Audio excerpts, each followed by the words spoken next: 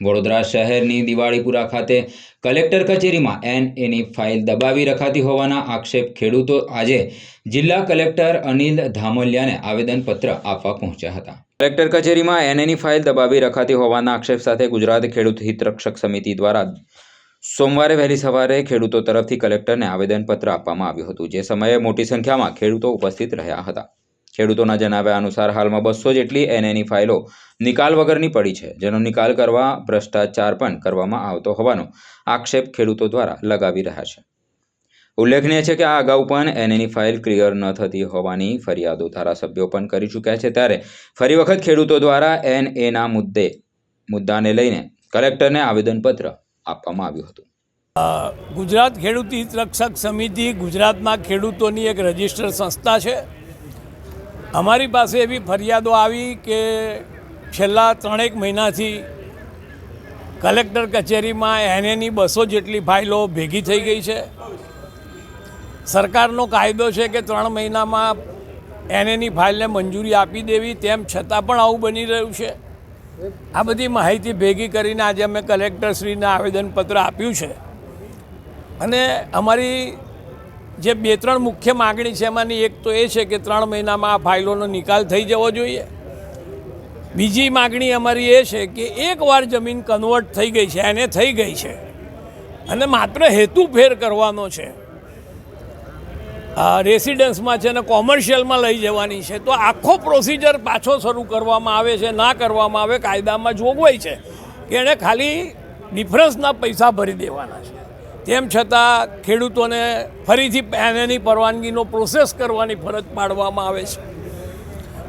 જે જમીનો કોર્પોરેશનની હદથી 5 કિલોમીટર ને બુડાની હદથી દૂર છે, બુડાની હદમાં નથી, એમાં તો એનએની મંજૂરી લેવાની નથી, પણ હમણાં છેલ્લે એમને પણ એવી ફરજ પાડવામાં આવે છે કે એનએનો આખો પ્રોસિજર કરો। સાહેબે ખૂબ પોઝિટિવ વેમાં અમારી વાત લીધી છે અને ખાતરી આપી છે કે આ તમામ પ્રશ્નોનું હું નિરાકરણ કરી દઈશ। અને સાહેબે એવું પણ કહ્યું છે કે મારી મંજૂરી પછી પણ જો ફાઇલ અરજદાર સુધી ન પહોંચી હોય તો મને ધ્યાન પર લાવજો, હું એમની સામે અધિકારીઓ સામે સખત પગલાં લઈશ। જે રીતના 200 ફાઇલ હજુ સુધી એને નથી થઈ એવા આક્ષેપો છે, 2 મહિનાનો સમય વીતી ગયો છે, 3 મહિના બેદરકારી હોઈ શકે। બાકી એક વાત છે કે આ સાહેબ વિશે કોઈને કશું કહેવા પણ નથી, એમની એફિશિયન્સી વિશે કે એમની ઓનેસ્ટી વિશે, એટલે બાકીના અધિકારીઓની બેદરકારી હોઈ શકે। એના સિવાય એવો દાખલો અમારા સુધી પહોંચ્યો નથી કે કોઈએ પૈસા માગ્યા છે અને કામ અટક્યું છે, એવું કશું થયું નથી। થયું હશે તો પણ અમને ખેડૂત સમાજ સુધી એવી ફરિયાદ આવી નથી, કારણ કે એવું થતું જ હોય તો એ કરાવી જ લીધું હોત એણે। અમારે બહુ ફાઇલો સ્ટેન્ડિંગ નહીં, આપણા શહેર પ્રમાણે કલેક્ટરશ્રીને ખેડૂતોએ બધા રજૂઆત કરી અને એટલું ખરું કે બીજા શહેર કરતાં આપણી સ્ટેન્ડિંગ ફાઇલો ઓછી છે અને એમને એ નિકાલ કરવા પ્રયત્નો કરી રહ્યા છે અને ઘણી ફાઇલો સરળતાથી પાસ કરી રહ્યા છે। કોઈ પણ પ્રોબ્લેમ હોય તો જ અટકેલી છે, બાકી વિધાઉટ એની કરપ્શન કલેક્ટરશ્રી એની ચકાસણી કરીને દરેકને આપે છે।